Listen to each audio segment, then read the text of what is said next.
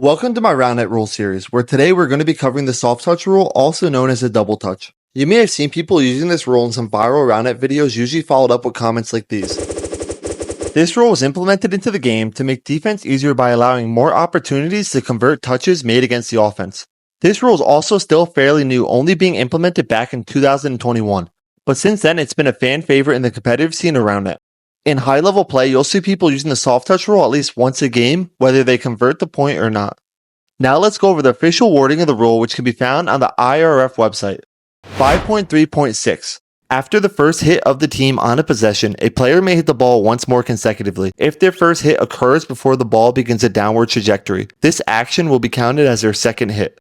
Now this rule may sound more complicated than it actually is, so let's break it down. What this means is if the ball is traveling upwards after a hit, and you touch it with any part of your body, then you are allowed to touch it again, counting as 2 total touches. And to clarify, the ball only needs to be going up on the first touch. So once you touch the ball while it's going up, then the ball could be dropping on the second touch. If you choose to soft touch the ball, that counts as 2 out of the 3 of your total touches per possession, which means your teammate must be the one to hit the ball into the net. Now let's look at an illegal example of the soft touch rule. For a soft touch to be legal here, the player needs to touch the ball as it's coming upwards off of the net, but the player waits until the ball is on a downward trajectory, making a soft touch in this situation illegal. Let's now go over the other type of illegal soft touch situations that there are. 5.3.6.1. Consecutive contacts as described in 5.3.6 are not allowed on serve receive. This just means you are not allowed to soft touch the ball off of the serve receive. When receiving, you must either hit the ball back onto the net or pass it to your teammate.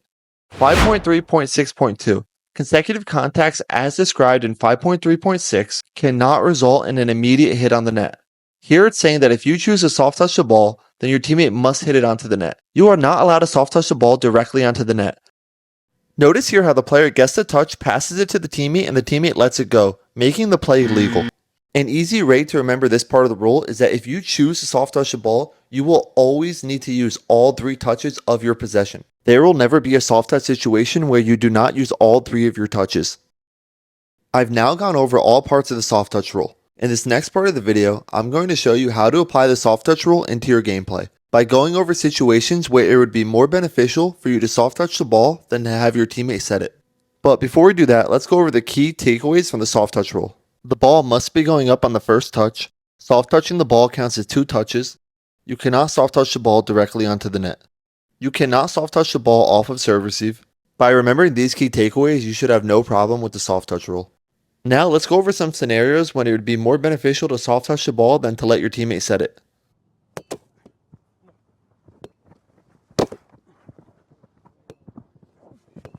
Let's call the server player 1 and his teammate player 2. So right away we can notice as player 1 gets this touch, the ball is going away from the net and player 2. Player 2's body momentum is taking him farther away from the touch. Because he has to turn around, it makes more sense for player 1 to soft touch the ball as player 2 runs to the net.